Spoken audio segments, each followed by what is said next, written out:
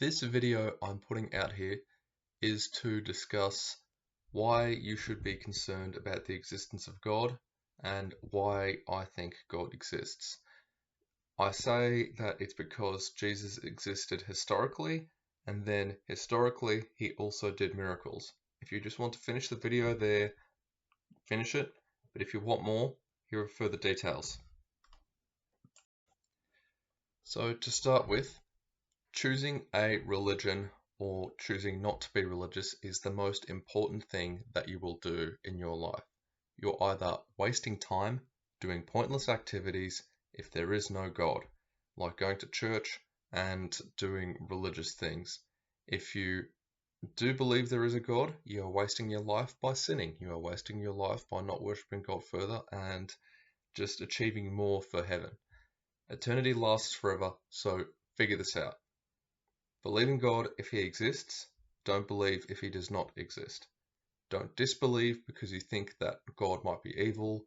Don't disbelieve because you think that there might be a contradiction in the Bible. There was lots of contradictions in physics between Maxwell's equations and Newton's laws until Einstein came around. So contradictions aren't a real good source for lack of belief. Likewise, do not believe in God because you think it is good for society. Don't believe because it is just traditional. Some places have cannibalism as a tradition. It's not a good tradition to hold on to. Believe in what's real, disbelieve in what is not real. The hard question then is, what is real? We know that there was a person called Jesus who existed historically. That's just fact. Paul's letters and the Gospels as Christian sources demonstrate that he existed, but you also have non-Christian sources such as Josephus and Tacitus as Jewish and Roman writers who are very anti-Christian. There are oral traditions showing the existence of Jesus, and there's many, many more things. Most scholars agree that there was a person called Jesus. There's not too much debate on that. The majority of the debate is over whether this guy called Jesus, this historical Jesus person, was divine or at least a prophet. Did he do miracles? Did he feed the 5,000? Did he do all these related things? What I'm asking and what the debate is over is, if you had a time machine, would you see miracles happening in front of you if you went back in time? Before I continue, I just want to say, don't say and don't assume automatically that this is unscientific. This is making an observation. If something happens, then that's scientific. Science is based off observation. If you see a miracle happening back then, right in front of you, then the scientific thing to do is to record the observation that this thing actually has happened. If you do not see a miracle happening in front of you, then it's the scientific thing to say that there was no miracle. You need to be able to see what's in front of you and state the observation that you make. I don't want to hear any type of commentary stating that any miracle is unscientific, because it wouldn't happen, because the whole point of science is that you write down what you see happens. We want to know that if we had this time machine, whether we would see Jesus feed the 5,000, heal the sick, cure the blind, and bring Lazarus back from the dead if we went back in time. We want to see, most importantly, whether he died and was resurrected as per the Bible or as per tradition. This action of going back in time and seeing what Christianity or Islam states would prove one of these correct or falsify them immediately without a shadow of a doubt. The historical reality proves Christianity or Islam or atheism correct and incorrect. So, unfortunately, we don't have time machines. We need to get onto historical argument now and do some speculation. Is this as strong and logical as physics? Obviously not. But we need to do this, otherwise we can't get a real answer. You couldn't live without doing anything as a matter of trust either. You need to trust that the food you eat is safe. You need to trust a doctor's advice to your health. You need to trust that when you drive a car, no one's going to break the road laws and hit you. And you need to just trust in your fellow man to some extent to live a normal life. So we need to ask, do we trust the Gospels or do we not? Ultimately, we need to ask whether we can trust that the Gospels are telling the truth, or at least they are trying to tell the truth. And I think that the Gospels are definitely trying to tell us what happened back then as a history. It's written in the Bible that they are trying to record these events as they happened, and the style of writing is more matter of fact than it is completely fictional, at least to my viewing.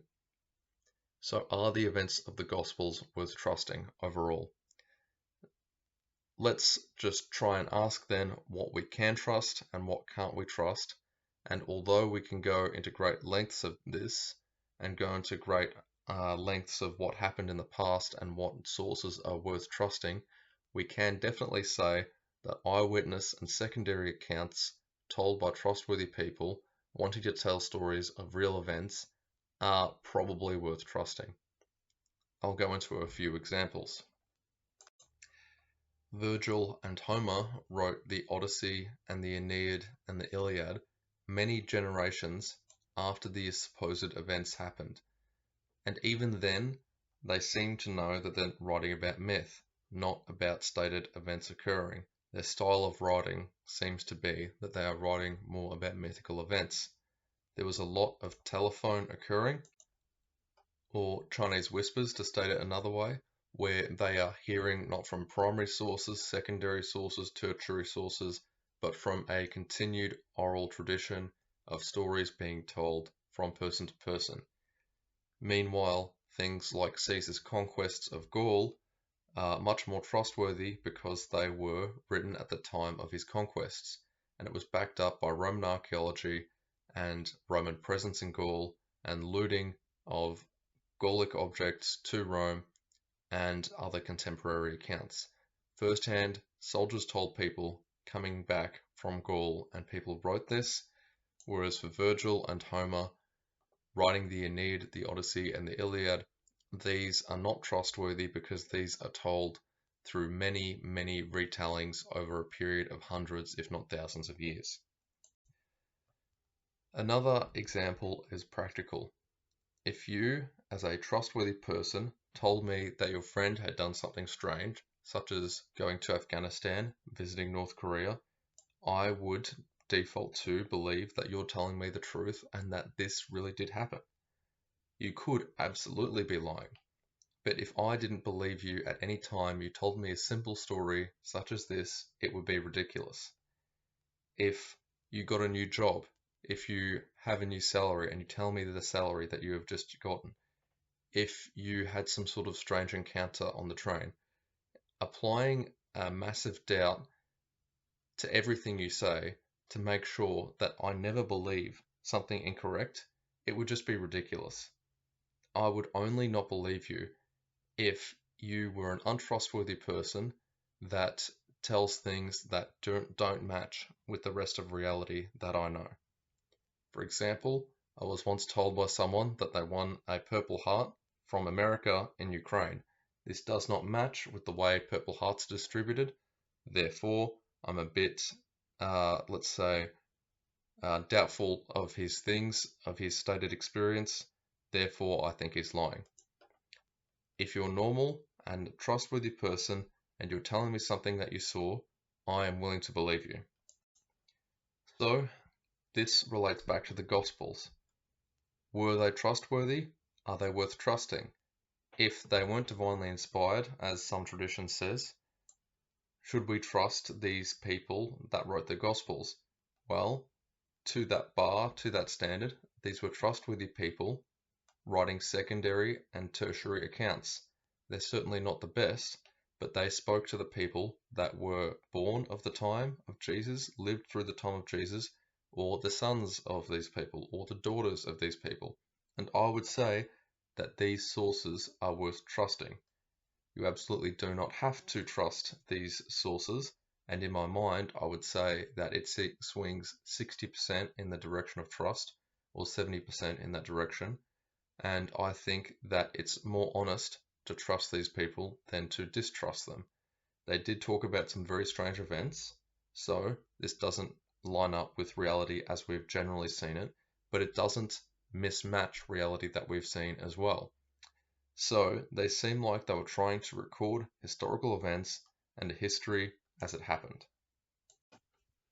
Following this main point, I'd like to address some other things that happened about the time period. It seems to me, according to what I've read, that the apostles are agreed to have pretty likely existed and did what the Bible said that they did, since their accounts line up to reality. Now, if Jesus really were divine and did do lots of miracles, then I would say that these apostles, the people that knew and believed in him, would act as Christian as possible. If they didn't do things like this, people wouldn't have gone fanatic about Jesus. They would have been heard, but they would not have been taken seriously, and that's it.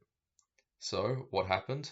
The 12 people that knew Jesus best started fanatically spreading his message worldwide, and they died horrific deaths to do so. They probably weren't pretending or lying. It's hard to keep a big conspiracy between 12 guys stretched from Italy to India over a short time period under massive duress. So they must have really either seen these miracles that they said that they saw Jesus performing, or at least they thought that they did, especially since it seems that their message about what Jesus said and did was very consistent. This means that when it comes to walking on water, dying and resurrecting before all authorities, healing the blind and sick, and other such miracles, the apostles must have actually seen them, or all be fooled into thinking that they saw a man do these things. And I think that even though they could have all been fooled, or our accounts of the apostles could all be wrong, it just seems too unlikely given the evidence. I'd put more likelihood on apostles telling a real truth rather than a fake one, and that they were actually observing reality. If you think that this is weak evidence, feel free to dismiss it, but once again, I personally think that this is very much worth trusting and believing. Another point is this: if Jesus were actually divine, at the time people would try at least to tell stories, write, or draw images of this person. And it appears that they did so quite a lot compared to other historical figures. There was definitely writing at the time about Jesus from the sources that I mentioned earlier of Josephus Tacitus and the Gospels. And what I find very interesting is that, as far as I've read, this is a lot of writing compared to some other historical figures. Alexander the Great, Socrates, and even Shakespeare have very, very few written sources attesting to their existence, and I've hardly seen anyone ever denying their existence and actions from these limited sources. For example, I think there is only 5 written accounts of Alexander the Great and 2 of Socrates. I could be incorrect, but this is very, very little in comparison to someone like Jesus when you consider their historical importance. Now, Jesus was definitely, by this metric, I think, important and worth writing about. You have a lot of these sources that I've mentioned before, and there's so many oral accounts that go along with it as well. So I would tend to believe that Jesus was divine by the written accounts of him. Another thing that I would like to mention and like to ask is, can we trust the oral accounts? Can we trust all the people that converted to Christianity and began spreading word of Christianity? Can we trust these ancient peasants? Once again, I could be wrong, but I would say yes. Often, a lot of people from uneducated backgrounds will claim to see something, and though it might seem ridiculous, it will often really turn out to be real. Even if it does sound wrong or comes from uneducated, even sometimes dodgy people, these things can turn out to be real if the same thing is stated and if it's the same event recorded again and again and again. Meteors, rogue waves, giant squid, they were all thought to be fake, and then they turned out to be true after more educated people were able to record these events. Meteors were not believed until the 1800s, rogue waves and giant squid until the 1900s. By and large, if a lot of good faith people are telling the same event and to back it up, I'll also say this too, that there are many miracles attested to after the Bible. There are many miracles that occurred beyond what happened in the past. Now, I mostly know about the Catholic Church's attestations, and it's worth also reading into what the Orthodox, the Protestants, the Sunni Islamic, and the Shia attest to. But a lot of these Catholic attestations, at least, are very good, since what they do is they deny a miracle has occurred if there's another good explanation that says that this was just something normal that happened before agreeing to the idea that this was a miracle. For example, the apparition of Mary in Bosnia and Herzegovina in the town of Medjugorje, or many healings that people claim to have occurred in Lourdes, France, are completely rejected as miracles by the Catholic Church. Just because a lot of grandmas claim something is a miracle doesn't mean that the Church accepts it as a miracle. They do some rigorous checks to make sure that it is well explained as a miracle. So most miracles that they do agree with tend to have very good attestation that they call believable. For example, many people attested to seeing the sun dance and to seeing lots of visions during Our Lady of Fatima in Portugal in the early 1900s. There are lots of other Marian apparitions with good attestations as well. If I just go through what is accepted by the Church, we have Our Lady of Guadalupe in Mexico, Our Lady of Akita in Japan, Our Lady of Kibeho in Rwanda, Our Lady of Champion in the US, and Our Lady of Laos in France. You can also look into a lot of Eucharistic miracles, which have broad lists, healings, and even exorcisms for lots of interesting, miraculous, or strange activities that are very consistent with the at least Catholic and general Christian view of the world. Note that these are lots of countries that aren't Catholic. There's a lot of countries in this list that aren't Catholic, and even some miracles seem to occur in places like China, where Christianity is oftentimes actively oppressed. So it is definitely worth looking to a lot of contemporary miraculous activity.